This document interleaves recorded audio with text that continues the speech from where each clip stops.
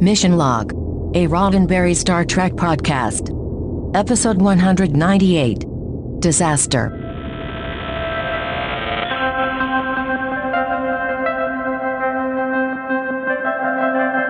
Welcome into another episode of Mission Log, a Roddenberry Star Trek podcast. I'm John Champion. And I'm Ken Ray. Each week, we watch an episode of Star Trek and talk about an episode of Star Trek. Provided our computers don't melt, Netflix isn't down, we haven't poked ourselves in the eyes with something, or lost the ability to speak. Then, it's disaster. Yes, Ken, disaster. Today's episode, the one where we justify why Picard hates kids. Oh, kids. I don't know what's wrong with these kids today. If you do, though, and want to tell us, there are a few ways you can do it. Mission Log Pod is the address to find us on Facebook, Skype, and Twitter. If you want to leave us a voicemail, we'd love to hear from you. 323-522-5641. Our email address is missionlog@roddenberry.com. Our show website, including discovered documents and pictures and places to leave other comments, is missionlogpodcast.com. And please do remember, we may use your comments on an upcoming episode of Mission Log. All right, Ken, today's trivia for disaster. Disaster! Will that be our thing now? I don't know. It might be. Could it be the ultimate disaster? Oh, they should make that one. They really should. They shouldn't be. All right, today's story was written by Ron Jarvis and Philip A. Scorza, but the teleplay and really most of the credit here goes to Ronald D. Moore. Now, the whole intention of the episode was to have a little fun, break up the routine, and while they're at it, do what Ron Moore said he wanted to do, which was a tribute to disaster movies. See Towering Inferno, Airport 77, or my favorite, The Poseidon Adventure. And no, Shelley Winters was not approached to play a role in this episode. Now, we do have a listener who also pointed out that it's not just those great disaster adventure movies that were being, paid homage here. Think also back to the 1978 Battlestar Galactica episode Fire in Space, which was pretty much a riff on disaster movies. Huh. So now you know where we are in context. And today's episode was directed by Gabrielle Beaumont, and we discussed Gabrielle before. She got her start on British TV like The Tomorrow People. She moved on to United States television, directing shows like MASH, Heart to Heart, Hotel, so much more. She got her start on Star Trek Next Generation with an episode, it's two words, ends in trap. Ultimate Trap. That was the one. That was the one. Thank you. No problem. Good job, Ken. All right. Now, the DVD and Blu-ray special features for this episode reveal some cool stuff about special effects.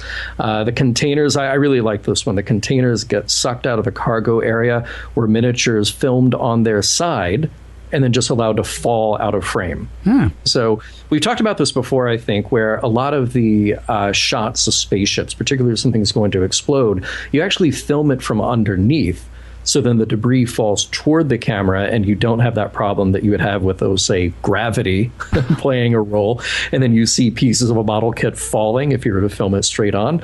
Well, in this case, they did a very cool thing where they had those miniatures, filmed it on its side, so they just fall naturally. But then when you right the frame, it looks like they're getting sucked out of the cargo hatch. I thought that was a really neat little thing there. And Geordi here sings a short bit from the Major General song from Gilbert and Sullivan's Pirates of Penzance. Now, that show premiered in New York in 1879, and that song has kind of taken on a pop culture life of its own. It has been referenced many times in many different places. So even if you don't know the show Pirates of Penzance and you don't know the collected works of Gilbert and Sullivan or your 19th century operettas, well, you might have heard pieces of this one. Now, my personal favorite reference is in the movie Megaforce, spoken by Barry Bostwick about Edward Mulhare, calling him the very model of a modern Major General. Now, we have a comment from listener Earl again, who mentions that the writer's technical manual, which is exactly what it sounds like. Of course, there was a technical manual that was written for consumers, but then in-house, there was a technical manual for the writers. They could use that to kind of get ideas about how to tech the tech, but they could get other ideas about, well, what imminent disaster to use a word, would the Enterprise crew face this week? And they could kind of pull this one out as they did. There is indeed a section here called Celestial Bestiary, which talks about random problems the crew might encounter just by being in space. And one of those is the interstellar string, or superstring, which is described as 1 proton wide and potentially light years long. And according to the description, it could slice a ship in half or cut a planet to ribbons. Now, Troy does mention the string in The Loss, and we see here that this is a little bit different in this episode. She actually mentions that time in this episode, and we are reminded that this is something different. Now, on to guest stars. Well, we have Rosalind Chow back as Keiko, and we have Michelle Forbes as Ensign Ro. But they are recurring characters now, so not really in the guest star category anymore. But who is new for this episode is Les Enfants, the children. We have John Grass as Jay Grass. John worked very steadily as an actor, starting professionally when he was about 8 years old. Credits range from L.A. Law, Quantum Leap, Murphy Brown, ER. He was the voice of Linus Van Pelt in a 1992 Charlie Brown Christmas special. And after the 1990s, his credits kind of come to an end, and apparently he joined the Marines in 2010. We have Max Supera as Patterson Supera. Max has a short professional acting career with 1 credit prior to Next Generation and then 2 guest spots on Doogie Howser, MD. And finally, we have Erica Flores as Marissa Flores. Erica has a full career as an actor. Certainly, Star Trek actually is pretty early in her professional life, and very soon after that, she became a regular on Dr. Quinn Medicine Woman as Colleen Cooper. After that, with a little time off in between, she appears on House, CSI Miami, and yes, Love Boat, The Next Wave. I hate to be this guy. Mm-hmm. It's not Jay Grass. It's Jay Gordon Grass. It is Jay Gordon Grass. They do call him Jay Gordon.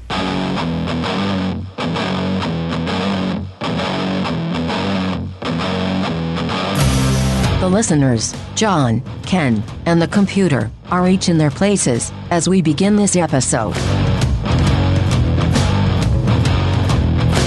Prologue. The Enterprise has nothing to do, so everyone is pursuing leisure activities. Keiko and Miles O'Brien are bickering in 10 forward about what to name their baby, which should be born in about a month. Anyway, they're bickering until Miles has to go to the bridge for a transporter simulation. He'll leave Keiko with Riker and Data. Dr. Crusher is in the cargo bay with Geordi, trying to get him to agree to be in a production of The Pirates of Penzance. Finally, Captain Picard is giving the 3 winners of the primary school science fair a tour of the Enterprise. They want to see the battle bridge. He'll be taking them to hydroponics. The students have been delivered by Counselor Troy to the bridge. Now Picard and the kids are off in the turbo lift to start their tour. That's where the players are placed when disaster strikes, or when the Enterprise strikes a quantum filament. Primary life support's down, impulse and warp engines are offline, but it'll be okay. Lieutenant Monroe is in command, and she's calling the necessary shots. Until the ship hits another quantum filament, blowing up her terminal, sending her flying, and sending us to the opening credits. Act 1.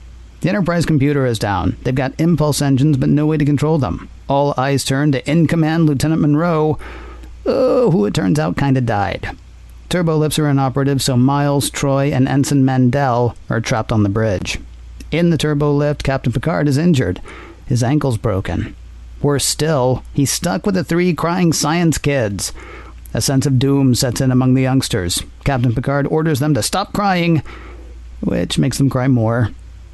Back on the bridge, we've added a 4th. Ensign Ro has found her way through a turbo shaft onto the bridge. She and Miles figure the ship has initiated isolation protocol, something with which Troy is unfamiliar. Basically, if the computer senses a hull breach, it locks everything down until the coast is clear. Everybody is stuck where they are. With partial sensors back online, Ensign Mandel says he's picking up life signs around the ship, though he can't say exactly where nor exactly how many. Same goes for Troy, who it turns out is now in command. Lieutenant Monroe was the duty officer. With her gone, Troy's rank as lieutenant commander makes her the senior officer on the bridge. She says she's open to suggestions as to what to do next. She gets them, indicates that they should be made so, and command may not be that big a deal. Back in 10 forward, Worf is tending the wounded. Keiko's looking shaky, but she'll be okay. Data has ordered any wounded that can get to 10 forward to get to 10 forward since access to sickbay is cut off. Riker says they have to assume that everyone on the bridge is dead. Data says their next step should be to get to engineering and retake control of the ship. They leave Worf to tend the wounded and begin making their way. In the cargo bay, Geordi and Dr. Crusher are trying to get out of the cargo bay. Crusher notices a really hot wall, which then blows out a control panel. Geordi says it's a plasma fire. Crusher says it's putting out a lot of radiation. If they stay much longer, they'll die. Geordi says they get a bigger problem than that. The cargo bay is full of containers of curatum. Exposed to radiation, they get explodey. Individual disasters established. We had to break. Act 2. In the turbo lift, Picard decides to work with the kids rather than ordering them around. He makes them officers. The oldest, Marissa, is now his number 1. Jay Gordon will be the science officer. And of course the other kid, Patterson, wants to be an officer now too, so we have a team. Riker and Data are crawling through a crawlway to get to engineering. It's not an uneventful crawl, though. There's a coolant leak behind them and an energy field ahead. In the cargo bay, Crusher and Geordi move the containers of curatum as far from the plasma fire as possible, buying themselves a bit more time. On the bridge, Troy is learning how much she doesn't know about both science and command. Ensign Ro has crossed Circuit A to Circuit Z or something else highly irregular, making Miles rather cross. What Ro did was dangerous, though she says they're not going to get out of this by playing it safe. Troy's going to let this one ride. Besides, they have bigger issues. Ro says the warp containment field is on its way to collapse. It's at 40% now. If it falls to 15%, the ship will explode. Act 3. In the crawlway, Data says he can't kill the energy field. Well, not with switches anyway. What he can do is walk straight into it. His body is non-conductive. It'll break the circuit. His head is sort of insulated, so his positronic brain will be fine. All Riker has to do is take off Data's head once the field is down and take that with him to engineering. And with that, Data gets fried. The energy field is collapsed. Data's head is still working, so stuff's going as planned. In the turbo lift, Picard has lifted Jay Gordon to the roof. He says one of the brakes holding the lift in place is broken. Not good. Picard says the kids need to start climbing. Because of his broken ankle, he'll have to stay behind. He orders number 1 to get moving, but her junior officers don't want to leave the captain, and neither does she. She respectfully informs the captain that the crew has decided to stick together. We all go, or we all stay. Picard says he'll try, but this is mutiny. He sets her to work on some project before they go. In the cargo bay, the curatum has been moved, but that's not a solution, it's just a stall. Geordi has an idea that'll get rid of the curatum and put out the plasma fire. Open the cargo bay door to the vastness of space. That'll suck out the curatum and the oxygen, killing the fire. And them. Unless they hang on tight, shut the door really fast, and repressurize the bay. In 10 forward, surprise, Keiko's going into labor. Worf says this is not a good time. Oddly enough, that doesn't stop it. Act 4. Hey, remember when Ro and Miles were pretty much getting along? Command was easy then. Troy is finding it more challenging now that the two have opposite ideas of what to do next. Miles wants to keep the Enterprise together until the warp containment field is critically low, while Ro wants to separate the saucer section now and put some distance between it and the drive section to ensure their safety. This despite the fact that they have no idea whether anyone is alive in that part of the ship. Miles says there may be people there. Ro says there may not be. But even if she were down there, she'd expect to see the saucer section sailing off. Troy has a plan. Miles will divert power from the bridge to engineering. That way, if there is anyone in engineering, they can stabilize the containment field from there. Ro argues again that there's no guarantee that anyone's alive down there, but Troy says she thinks there is, and she's going to give them every chance. Ro makes one more argument. You could be killing us all. Thanks, Ensign. You have your orders. In the turbo shaft, Picard and his 2 young crew are climbing away from the lift. Slowly. Broken ankle, you know. Still, it turns out to have been better than the alternative. The turbo lift falls, but they're safe. And they're all tethered together. The project number 1 had been working on was pulling cable to secure them all. They all go or they all stay. Patterson is scared, so Picard suggests a sing-along. Number 1 suggests one of her favorites, The Laughing Vulcan and His Dog. Picard doesn't know that one, so they sing Frere Jacques instead. In 10 forward, Keiko's labor is really kicking in. It's okay. Worf has done this before at Starfleet in the simulation. It's more difficult than the simulation indicated. I have a feeling a stern letter to Starfleet Command is in order. In the cargo bay, Geordi and Crusher are going to blow out the cargo bay. Then they blow out the cargo bay. Out go the fire and the corundum and the oxygen. It's close, but they get the door closed and the cabin repressurized. Act 5. On the bridge, Rose says warp containment is down to 20%. We should go. Miles says they don't have to worry until 15%. Troy staying firm, though she does make sure that Ro has prepared saucer separation. Then the containment field nearly collapses. They're able to fix it, but seriously, says Ro, we need to get out of here. Troy makes her position clear. They will not separate until she says so. She's in command. Hey, remember how it was just a hope that anyone in engineering would know that Miles had routed power from the bridge to engineering so that they would see the trouble with the containment field and stabilize it? Good thing it was Riker and Data's head that got there.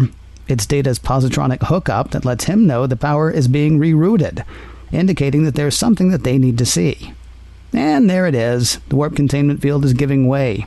Riker's going to have to rewire Data's head for him to stabilize the field, which he does, and Data does. On the bridge, they see that the message has gotten through and that the field is stabilizing. Ensign Ro apologizes to Troy. She was wrong. Showing a decent command of command, Troy admits that Ro could have easily been right. In a hallway, Picard and the kids are on the floor. They've made it out of the turbo shaft. In 10 forward, Keiko has her baby. It's a girl, and she's fine. Time passes. The ship is on its way to Starbase 67 for repairs. Things are returning to normal. The captain receives a dedication plaque from his turbolift crew for helping them through the disaster. He promises them that they'll get the tour that they never got to complete. It'll begin on the battle bridge. The end. And then Picard took that thing and he was like, where am I going to put this plaque? It doesn't look good in my cabin. He's going, actually, what number one, would you like to keep this? Nice. Which number 1 would it be, though? Because that's the joke, of course. I'm actually figuring his next stop after this was he had to go to the replicator store to get a fridge for his cabin so he could put that on the fridge. Yeah, right. Because that's exactly where that should go. Yeah, with a giant Fred Flintstone magnet, you would just be stuck to it. Maybe so. Or if you want a little retro sci-fi fun, the Jetsons. Speaking of retro sci-fi, by the way, Positronic Hookup, that is my Flock of Seagulls cover band. We're at the Rickshaw Stop every Friday at 10. We go on right after Silicon Avatar, which is my other cover band that I mentioned last week. Missing Persons cover band. Yeah, that's perfect. Cover band. Yeah, so it's really a full night for me on Fridays. I thought that there was a thing that I left out of trivia. I thought it was interesting that one of the first ideas floated around would be that the Enterprise would collide with an asteroid. But come on. They would totally see that coming, and they've dodged all kinds of other objects before. And seemingly, even if they didn't see the asteroid in time, which they would, the deflector shields probably do a good enough job. There would probably be enough warning ahead of time. So a quantum filament is a made-up thing. But the thing that I like about that being so tiny is that it's kind of like what goes on in real life. We read about this in, the science press, and they talk about in the real world how spacecraft, like the International Space Station, are more threatened by radiation and tiny micrometeoroids, basically dust. The tiny, tiny dust in space is really more of a concern than anything because these vehicles are just constantly bombarded all the time. So I kind of like the idea that something so minuscule would cause such a threat on such a big level. You like that idea, do you? I do. I thought I think it was a better idea than it's a much better idea than an asteroid. Yeah, because even if they can't see the asteroid coming for some reason, they would still be able to see it leaving. I mean, they'd be able to get a clear idea of what had happened. So yeah, better that it was. They were basically hit by a no-see-em, but a very dangerous one. Yeah. And, and if you couldn't see an asteroid coming, then everybody in the bridge crew gets fired. That's true. Really. Yeah. There's like 6 people in there at all times looking out the giant window into space. That's true. Yeah. Plus, they've got a bar called 10 Forward, which I'm guessing has a view, forward. Yes. Just a thought. Yeah. And Guinan doesn't hesitate when she senses a problem. She'd be like, hey, no, Picard, really, you have to listen to me this time. Giant meteor. Yeah, exactly. Last week, or not last week, but the week before, when we talked about Ensign Ro, and I definitely felt like the other crew gave her a hard time. Mm-hmm. Granted, she did some terrible things on her away mission that landed her in prison. And by the way, we never got into the whole idea of what a prison for the Federation in the 24th century would look like. But anyway, but I kind of gave them a hard time. And now I think after watching this episode, I have a better understanding of why you might keep your distance from Ensign Ro. She was so ready to separate from the other section. And I thought, the whole trial, the whole court martial must have been 8 people died on your away mission. And she was like, yeah, they were slow and couldn't keep up. I left them. I think it gives us a little bit of indication as to how she is. Well, we have no idea what happened there. We have no idea what happened. I'm just going to put together the pieces. Yeah. All right. See, we're going to have to come back actually to her course of action, or the course of action she wanted to take. But actually, I had a bigger question around everybody's disasters, right? Yep. In the cargo bay, when Beverly feels the heat coming off the wall, how did Geordi not see that? Yeah, it seems like he would have seen that way earlier. That's like what his visor is for, right? I mean, it's to let him see, but it sees on like all kinds of different frequencies and all kinds of different registers that we don't. And then she says, "Oh, Geordi, this wall is hot," and he says, "Where?" So, like, even when he looks over, he still doesn't see it. And yet, it's hot because she can feel it, so he should still be able to see it. I think maybe he just brought up the lyrics in Wikipedia to Modern Major General, and he kept studying that. It's like, no, wait, I'm on a second stanza. Oh, it's hot? Oh, okay, we'll step away, I thought we're going to talk about the kids probably a few times here. And, I thought the kids in the turbo lift, they have every right to be scared in a broken, falling elevator. I would be terrified of that, no question about it. Yeah. But then I asked myself, well, what kind of reaction did these kids have, say, like the times we almost blew up the Enterprise? Or, say, the time that the Borg were invading and literally slicing pieces out of the ship? Yeah. Or anything else? It's a good question. I have no answer for you. No. Sorry. Yeah. I mean, I wouldn't think you would. Yeah, maybe they thought they could get away from those things, but there's obviously no getting away once you're inside this turbo lift. I mean, that's the only thing I can think of. Either that or they're just constantly afraid. I mean, it really is. It really is a question. I mean, Jeremy Astor seemed like a pretty together kid. He didn't seem like he was afraid of everything, but these kids might be. And yet these kids are the science kids. You'd think they would try to, start trying to science the science out of stuff and figure out how to get out of there, as opposed to standing around waiting for somebody to tell them what to do. The Science Kids, coming on NBC this fall, Saturdays at 8. Worf is terrific in this. He's got some of the best lines in it. Really, I've always said that he maybe wasn't my favorite character on this show, but man, does he get some terrific moments from time to time. And this episode is full of terrific moments for him. It is. Also, Laughing Vulcan and his dog, it just sounds like a setup for trouble. The idea of a laughing Vulcan with a dog, the fact that you would turn that into a song is probably just a horribly bigoted song. I'm glad we didn't hear it. Why would that? You're so wrong. I want to hear the laughing Vulcan and his dog. I mean, here's the thing. I actually wanted to be the laughing Vulcan and his Say-Lot because, let's be honest, right? Yeah. But Say-Lot. I mean, I want to hear this song. I may even want to write this song. I love the idea of the laughing, because what we've always said about smiling Vulcans. Yeah, they're up to no good. It's just trouble from the word go. So, I mean... They are to be feared and avoided. So now throw in a dog, and you've got something there, my friend. Danger all around. You know who could have done that song some true justice? LQ Sonny Clemens. Oh, he could have. Yeah, absolutely. Yeah, that has got to be on his next album. Maybe he wrote it And he left that behind at the end of season 1. And these kids are like, man, did you hear about the guy who's from the 20th century? I was thinking you might actually say, this is an old classic from 200 years after I died. Because, that'll just blow people's minds. Right. They'll think, oh, Sonny's drunk again. Or wait a minute, is he blowing my mind?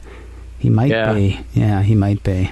Ready to blow your mind again. Ken, there is an officer in charge of radishes. Mm-hmm. And nobody in the potato department was aware of this. If we were a bleeping show, I'd be bleeping right now. Yeah. I know, right? You would. How is that not? Maybe it's because there are two of us. You think that's it? They won't promote one above the other? They don't want to pit us against each other. It could be that. I get it. I get it.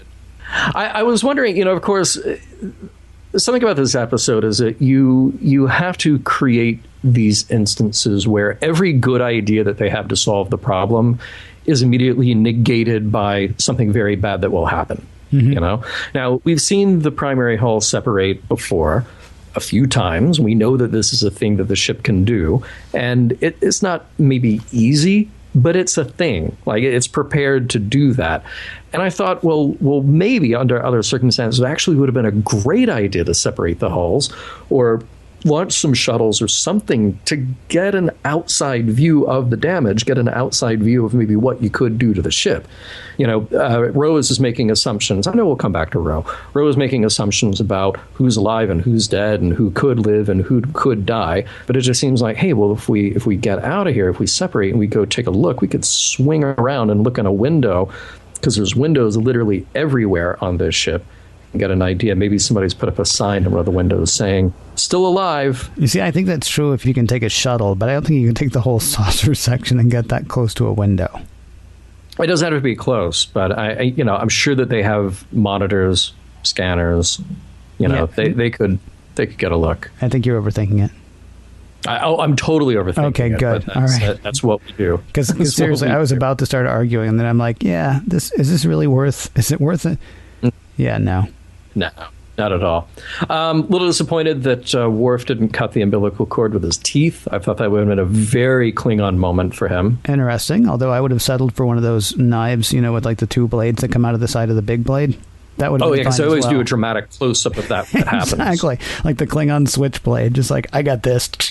Right. Wow, you carry that everywhere, do you? Okay, thank you, I think. Yeah. I don't know how much more of the Enterprise stuff we'll come back to, but there is something just weird about the entire ship being disabled, every single room, every single area, every single system. I know that's the story that we have to tell here because that's the story that they wrote. But no redundancy, no communication, no way to seal off anything. And apparently, if you watch this, there's nobody else on board.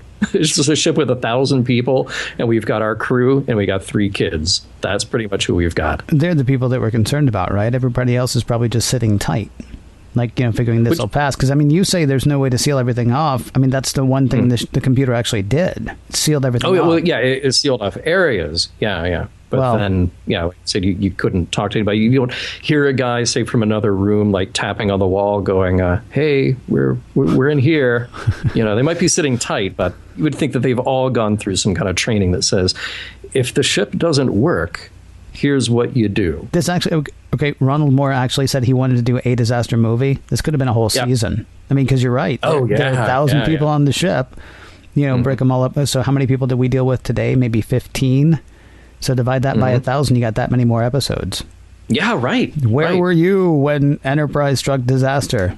Peeling potatoes with John. That's it. It's like a whole day of us going, man, is anyone going to eat these? Because they're just like piling up over here, and we just keep doing it. I do have an idea, though. I'm going to try to work this up the chain of command so that, say in future Starship designs, they know to do this. Make sure that there is a turn on the air button literally everywhere. Just put it everywhere, because Dr. Crusher has to get clear across the room to turn on the air again. Mm-hmm. And it seems like turning on the air is the kind of thing that you want to have within an arm's reach, or better yet, since LCARs are context sensitive, you just hit a button and then that panel becomes whatever you want that panel to become. Build your own control workflow. Have a turn on the air button that's just right there, Geordi.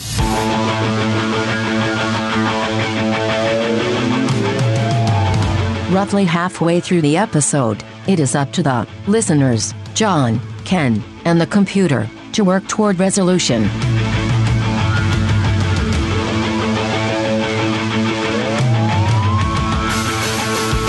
I understand this is a disaster movie. I get that it's, that formula. I understand. I actually considered briefly a different recap for this show. You want to hear it? Okay, go ahead. It won't take long.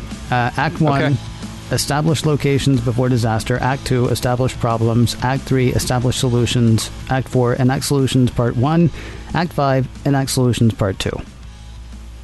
We could have so much time. Yeah, it would have been quick and easy. Now, I mean, we do get some little character moments here and there, but there's a formula about the show that you may not pick up on immediately the first time you watch it.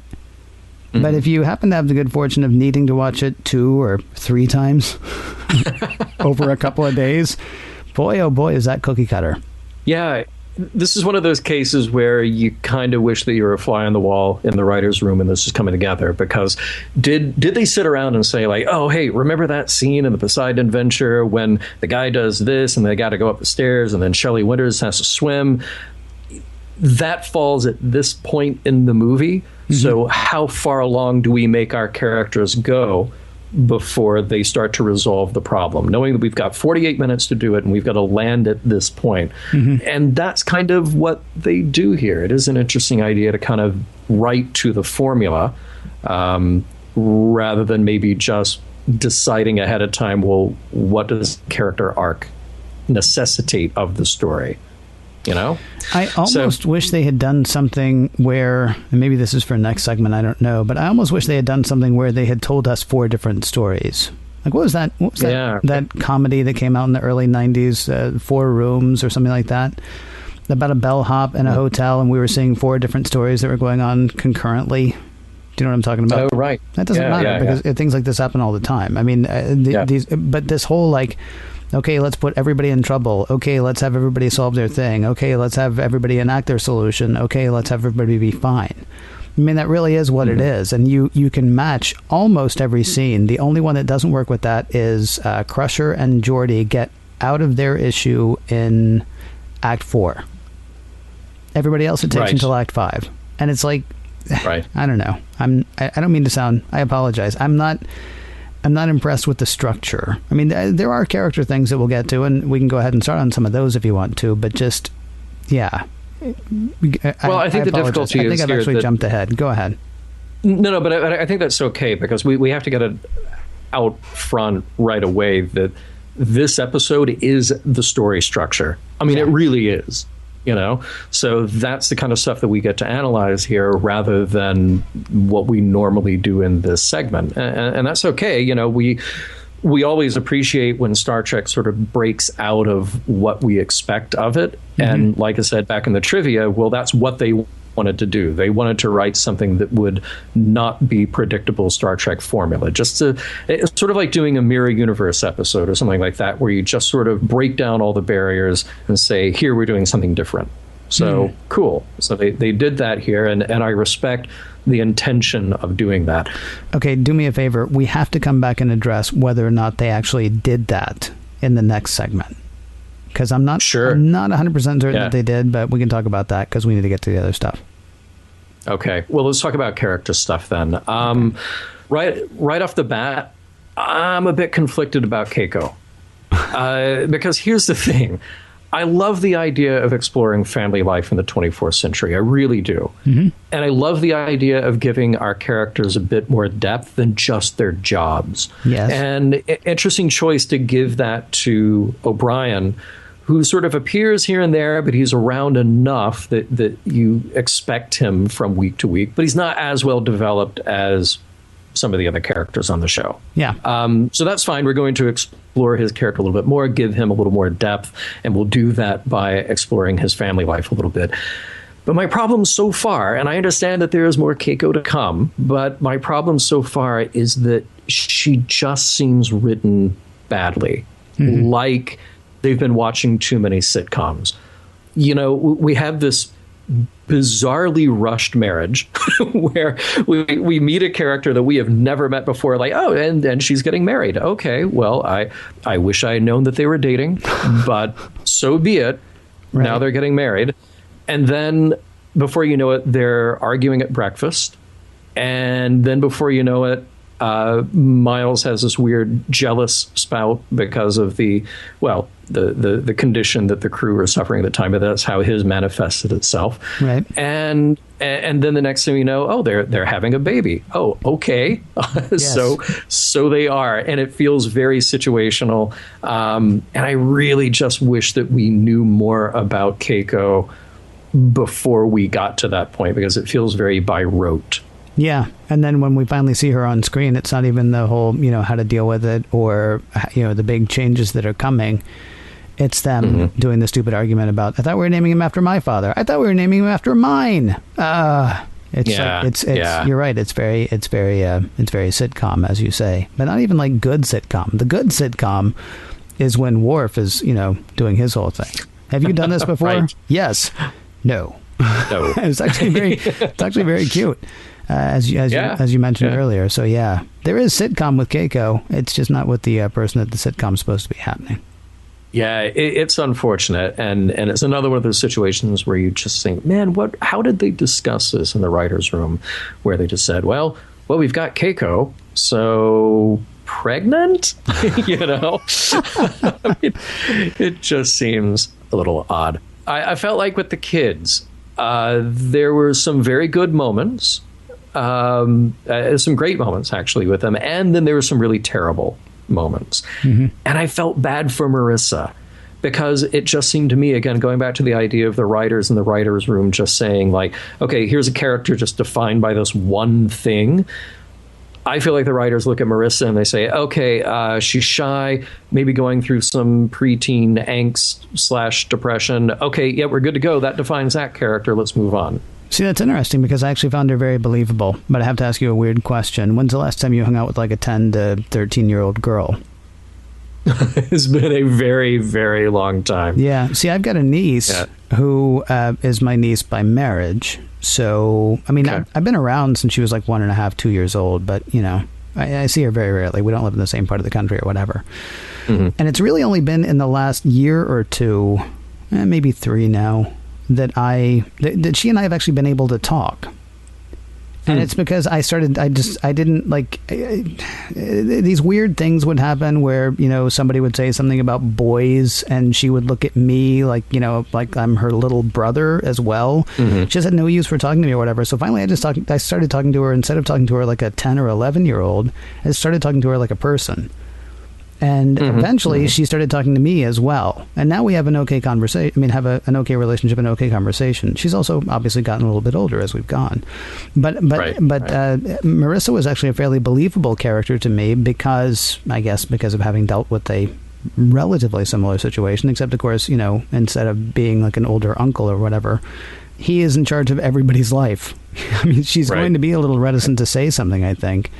I didn't need a tremendous amount of exploration on her part to see where she was coming from, especially because once Picard started talking to her, not like, oh, well, you're a weird thing I don't understand, but instead talking to her like, hey, I need help, you're going to help me. I mean, she's right there all of a sudden. But I think that's part of it. And I do like that. I liked where she finally came out of her shell, and it was because of the Picard moments. All of that made great sense to me. Maybe it's asking too much out of a show like this particular one. I just felt like when you introduce these two precocious boys, and then you got the girl in the middle who's just so uncomfortable, so painful, I kept thinking, man, why is she like that? And do we need to understand why she's like this and what's going on there? I understand that it is just sort of a thing that there are kids, boys and girls, who at a certain age may just sort of not be comfortable with themselves, comfortable with adults, whatever the case may be. I felt like this was such a thing in this episode because it was so severe. I honestly thought that it was going to go in a different direction where there needed to be some breakthrough about her, not just, okay, there's a breakthrough. She can talk to Picard. He can relate to her. and we move on with the story. Again, maybe far too much to fit into 48 minutes. But because we didn't really get that, then it seemed like just sort of a real shorthand for a character. Like, oh, okay, she's the oldest of the kids, and then that's the girl. She's going to be depressed and full of preteen angst and shy and uncomfortable. So that's the character. Go. And then the direction is just to stare at the floor the whole time. It's... I'm telling you, man. I do understand. I saw it in my life. I mean, I understand what you're saying. It looks weird to you, but like having dealt with a kid like this relatively recently, I'm like, oh yeah, I know her. That's my niece, with whom I now have a great, relationship, and we can talk about stuff because I kept trying other things. Is really what it came down to, which Picard did in this as well. So I get what you're saying. I mean, if we hadn't had 4 other disasters running concurrently, maybe then we could have had that. But it's everybody in this episode is going to, anybody who has a real issue in this episode is going to get short shrift, I would say, because we got 4 other disasters to get to. Oh, sure. Yeah. Now, I do like the idea of flipping the characters on their heads. Geordi has an engineering problem to solve, but for the others, it's really taking them out of their comfort zones. Troy becomes the captain and has to deal with cold, hard realities rather than just sort of sensing emotions and then reporting those. Picard is totally helpless and trapped with children, which I'm sure he's had horrible nightmares about before. Worf has to be sensitive rather than a warrior, and thus comedy ensues. And then Data just gets cut off from the neck down, which he seems totally okay with. Yeah. Because it's a logical thing, but certainly Riker's reaction to that is pretty great. So that is something kind of cool to put our characters through their paces by removing them from, as I heard recently to describe a Star Trek movie, removing the connective tissue between them, totally isolate them, and then turn their worlds upside down. This happens though even before we hit the quantum filament, or before we hit the disaster, whatever you want to say. I mean, they're actually being put in positions, or people are trying to take them out of their comfort zones. I mean, like Picard does have to show the kids around, which happens before anything goes wrong. Geordi is resistant to the idea of singing in front of people, but Crusher talks him into it. So I mean, we're leading off with nobody gets to do exactly what they want to do, even when they're doing those things, right? Actually, it seems to me the only characters from whom we get the least are Data and Riker. I mean, Crusher and LaForge have more to do on paper, but we certainly didn't see a lot of character development from them. It was just, work through the situation. Really, though, Data and Riker got the least of it, it seems. Because, there's a coolant leak. Oh, there's a thing in front of us, but you can stop the thing in front of us. So really, we're good. Yeah, right.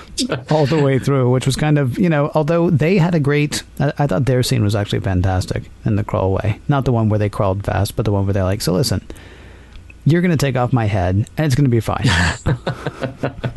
Although, for Riker, this is actually pretty great because, it's totally trapped in a tight tube like that, and the rest of the ship is cut off and there's imminent danger all around. But really for Riker, it's like, okay, here's a scientific/engineering problem and I've got the robot. Yeah, exactly. Exactly. He's not stuck in there with an 11-year-old. So that's pretty good. Maybe more interesting given what we learned in the episode Ensign Ro, that we could have stuck Riker with Ensign Ro. Yeah, but then you'd have to cut off her head and put it on the thing so that they could connect to stuff, and that's never going to work. Well, I certainly hope not. We'd have a lot less of Ensign Ro around. We would indeed, yeah. I'm not even sure you could connect her to the computer in engineering either. No. That's just a bad idea all totally around. Different. Yeah. Face. Yeah. I do have to say that, one of the first references that I turn to when I'm prepping a show is Larry Nemeczek's The Star Trek Next Generation Companion. And he had just a little sentence in there about Ensign Ro. And he says that Michael Piller said something that didn't work for him was the way they let Ensign Ro, quote, lose a rough edge by apologizing to Troy so quickly. He thought that they had brought in this character who was so rough, who was so much a misfit for the rest of the characters. And we see that tension a bit between her and Troy and O'Brien. But then she kind of has to say at the end, oh, yeah, look, I'm sorry, you were right. And Troy rightfully says, hey, I could have been wrong. But they felt like that took something away from her. I don't know if I totally agree with that. I really like Ensign Ro. I like that she brings some conflict to our otherwise sort of perfect characters. But she also is from Starfleet. Yeah. She understands the chain of command, and she understands that people get to make decisions that may be contrary to her wishes. So I can kind of let that one slide. Oh, I'd actually go further and say it has to happen anyway, because then she gets to see actually how good a commander Troy is. Mm-hmm. Troy made the call, and Troy's call could have been wrong. Troy's call ended up being right. And then when Ro apologizes, Troy could have said, and don't forget it. Or she could have said, that's what command is about. I mean, what she did was, say, yeah, you know what? Could have been wrong too, so way to go, you. I mean, I think, yeah, I mean, maybe it sort of softens Ro's edge, but on the other hand, it strengthens everything that Troy is, and it strengthens everything that Starfleet is. And so there's going to be a trade in how that exchange ends. I think it was a good trade, though. The listeners, John, Ken, and the computer, have worked through disaster. Imagine my surprise.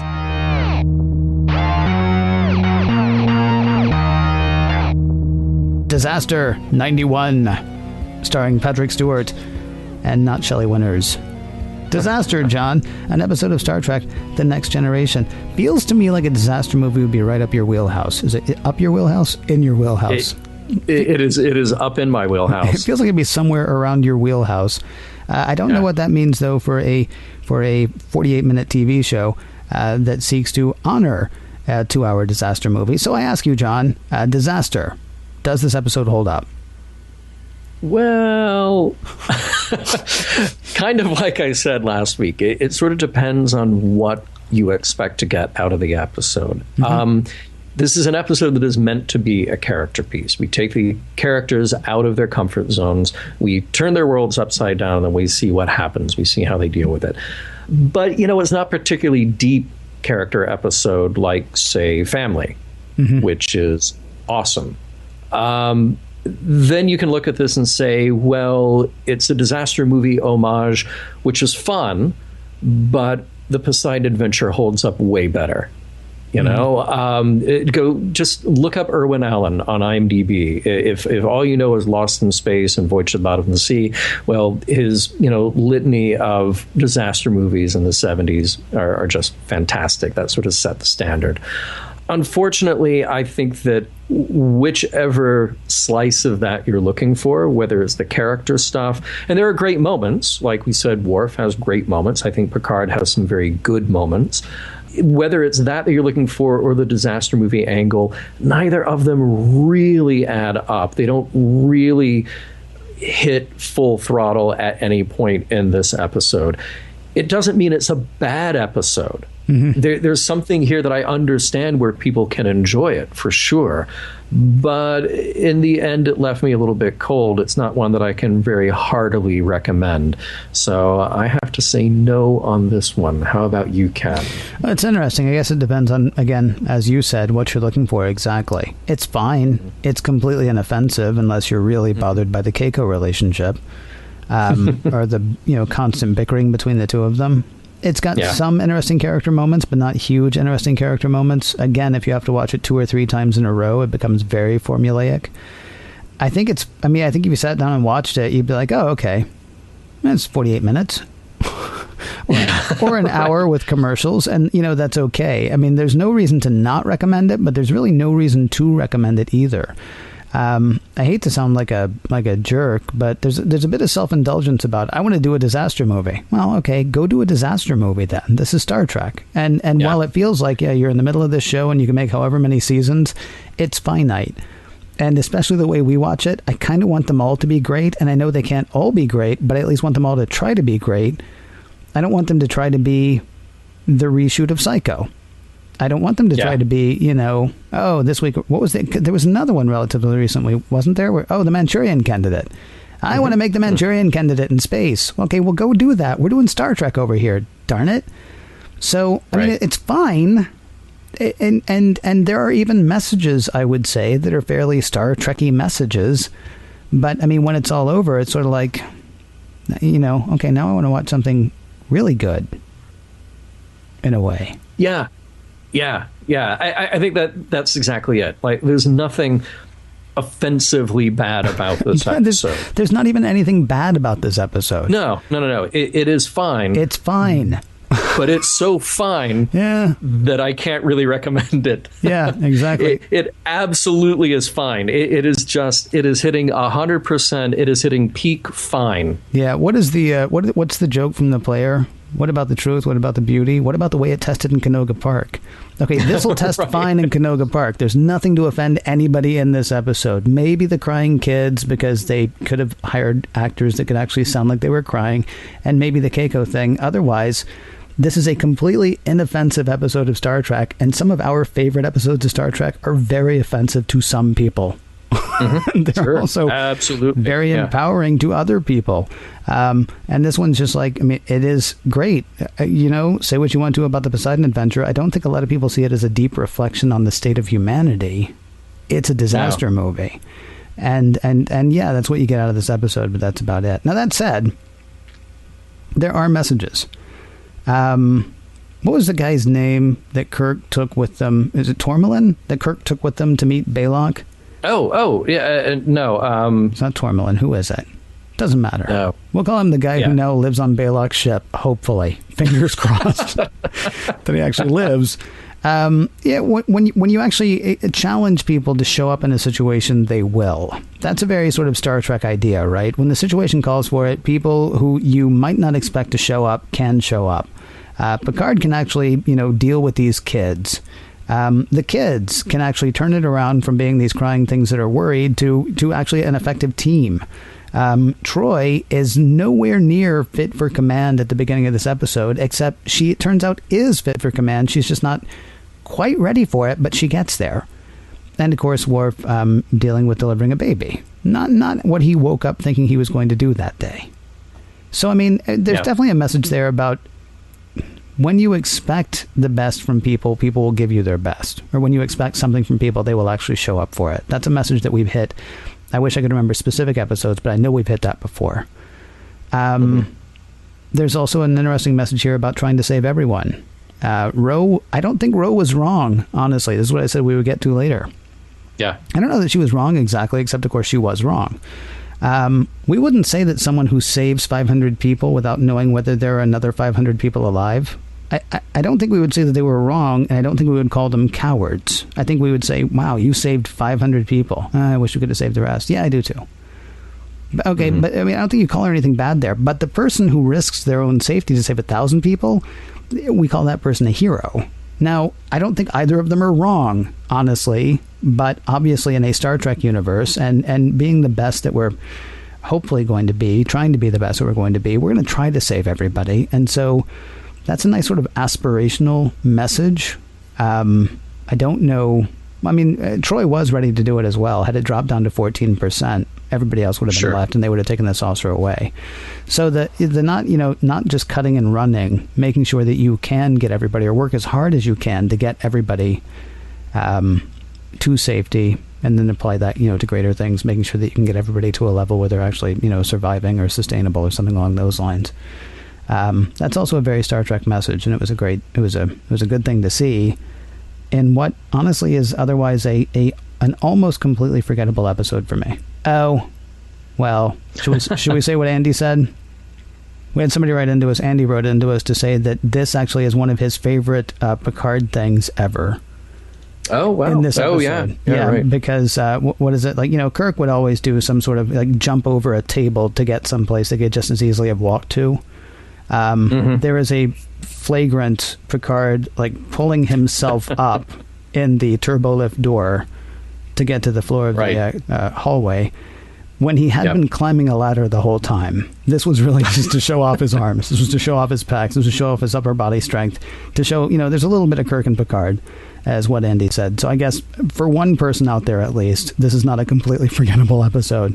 Otherwise, Patrick Stewart was in.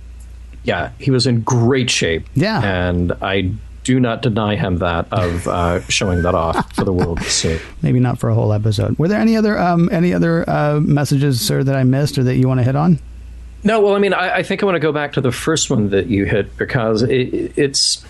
I look at that in the context of what Star Trek has done, which is to sort of celebrate this diversity. I read a great article one time, I think it was on Cracked, and they were talking about sort of the recent popularity in zombie apocalypse in popular fiction. You know, it's not just Night of the Living Dead and stuff like that, but The Walking Dead being on TV and all.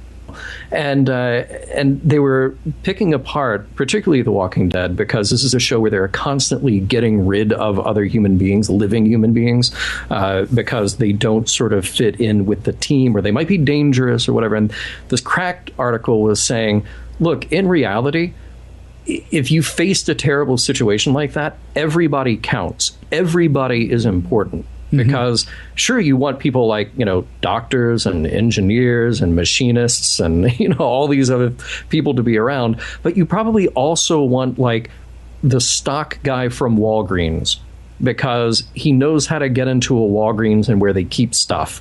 You probably also want the guy who can like cook burgers, because that guy is important, you know? Yeah. So in this sort of Star Trek world, this sort of Star Trek context where we say that, like you said, everybody gets to show up, but everybody has a skill. And it takes a leader like Picard in this case to say, you know what, I don't have my regular team with me. I can't rely on Riker and Troy and Data and Geordi, etc. But I do have these new people with me. And sure, they're kids. There might be some limitations there, but there might also be some strengths there that we can use. So everybody does have a place at the table in that respect, and there is strength through that unity, strength through that diversity. So, yeah, I think that fits in very nicely with Star Trek messages quite a bit. So in that case, I have no problem saying that the messages hold up here. But this is one of those rare cases where we get to say the episode, maybe not so much, but the messages for sure. Yeah, I was going to say those are very Star Trek messages, and thankfully there are tons of really good Star Trek episodes that deliver them. So, you know, if you think, oh, I want to watch Star Trek, maybe one that's about, yeah, go for one of those. I mean, it's not terrible. You won't, it's fine. You won't wish you had the 48 minutes back unless you have to repeat them 2 or 3 more times. But, you know, at the same time, if you miss this episode, it doesn't seem to me like you missed a lot. Mission Log is produced by Roddenberry Entertainment, executive producer Rod Roddenberry. You can find out more at roddenberry.com, including upcoming information about conventions and appearances for the Roddenberry team, projects they're working on, like the Roddenberry Vault, very exciting, and much, much more. That's at roddenberry.com. For more exciting Star Trek podcasts, check out Trek FM at trek.fm. And for the latest in Star Trek news and discussion, be sure to visit trekmovie.com. On the next episode of Mission Log, The Game.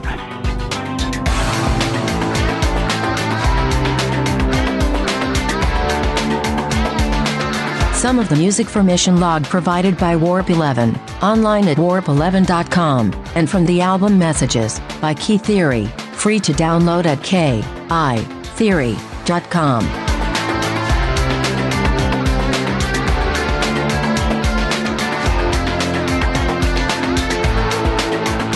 The listeners, John, Ken, and the computer, should be immortalized somehow. Maybe on a t-shirt or a patch. End transmission.